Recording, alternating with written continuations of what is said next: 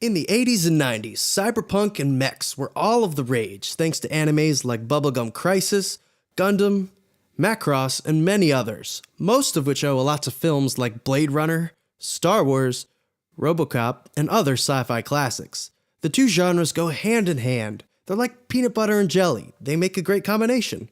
The point I'm getting to is that there were lots of games based off of these two genres, including the game I'm here to talk about today.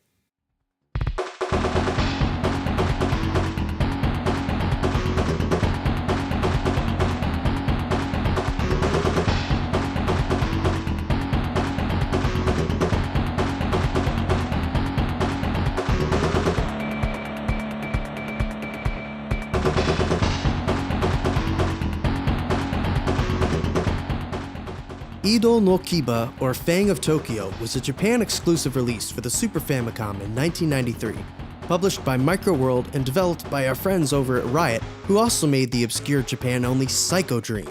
I'm sure I'll touch on that game in the future. Idol no Kiba is an interesting mix of side-scrolling action with a dash of shoot-'em-up and beat-'em-up thrown in.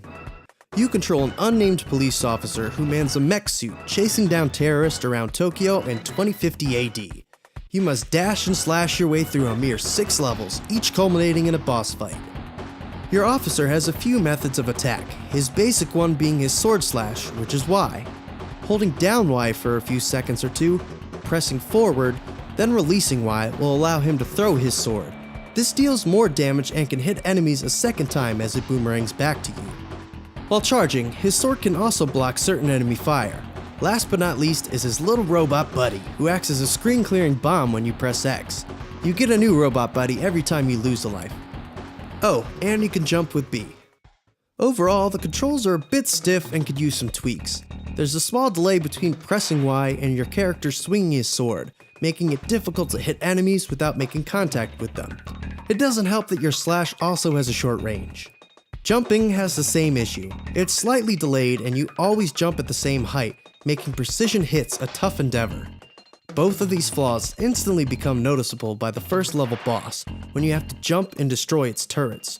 Trying to time both the jump and the slash is frustrating, but doable. Thankfully, after the first level, you won't have to do much jumping. One small gripe is the inability to turn your character around. Enemies come from both the front and back. By not being able to face backwards, you always have to wait for them to get in front of you before you can deal with them. This isn't too bad since you have a small 3D plane to move around and avoid them in most levels, but for the flying sections, it gets annoying really fast.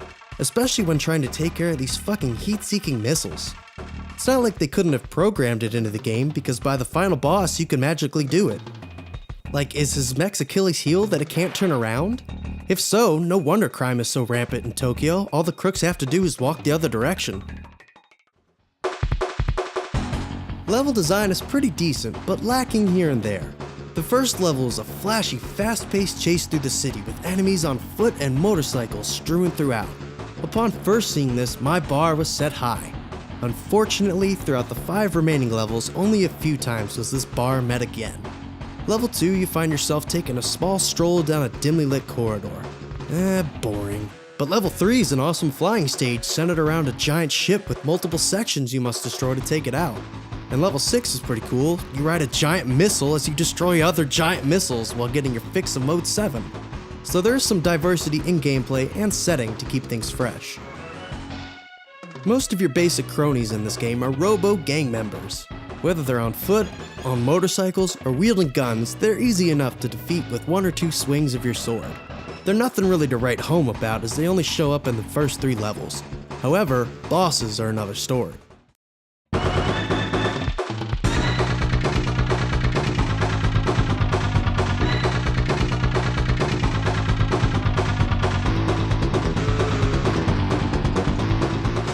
Bosses make this game worth playing.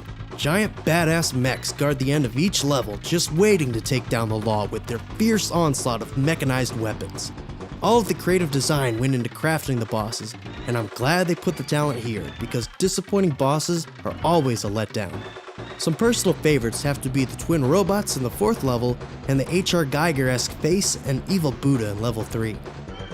Even Gyarados makes a cameo as a boss. In between levels, you are treated to a few short cutscenes and some story. Since I don't read Japanese, my guess is that each one is your mission briefing showing a small clip of what's going on and the area of attack. Nothing really flashy in this department.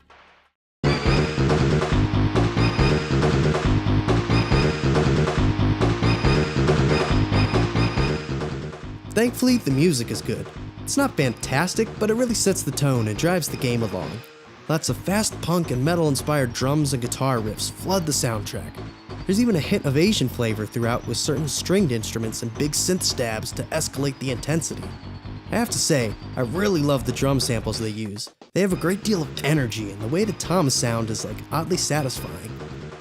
I can't say the soundtrack is something I'd listen to in my free time, but it definitely fits the game to a T. Right now, I've kind of painted this game in a bad light with all of my criticisms, but is it really that bad? No, it's not, but it could have been better. My theory is that this game was partially done, but due to money or time, they had to rush the development. I say this because after level 3, things just feel unfinished. Take level 4 for example. You have all of these long empty hallways which seem like they should house your basic baddies, but don't. I think they were low on time and had to settle on making this Terminator 2-ass robot chase you throughout the level. Level 5 isn't really a level at all, it's just a fight with the boss from earlier who's had a palette swap. Again, I think this was a last-ditch effort to make sure they had at least something for a level 5. Another thing that makes me think this is the case is that after level 3, you never see any of the basic enemies again. Not to mention that the final boss is a big disappointment. This thing is cool and all, but where's the bad guy we see in some cutscenes? We never get to fight him. This game is pretty short too. The 6 levels only last around 36 minutes.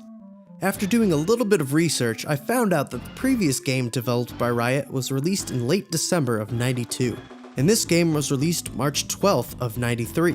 So it had a short 3-month development period, but that's not all. Riot was apparently also working on another game at the time, which came out a mere 14 days later, so maybe more focus was put on the other game and Idol no Kiba was neglected. The last breadcrumb to my theory is that Riot was folded back into its mother company Telenet in '93. I can't find a date for when that happened, but that may have rushed development to meet a much stricter deadline. If my theory is right, then had this game been given more time to cook, it could have been a great lost gem. But as it stands right now, it's an average action game that's at least worth checking out if you're an import player like myself or if you're looking for a fun little action game. By no means is this game hard, and with 9 credits and 9 lives, you should have no trouble completing it on your first try. And again, this game is short, so it's not like you're wasting much time by playing it. If you're looking to import a copy, be warned, it's kind of a rare game. It goes anywhere from $30 to $150, which in my opinion is not worth the money.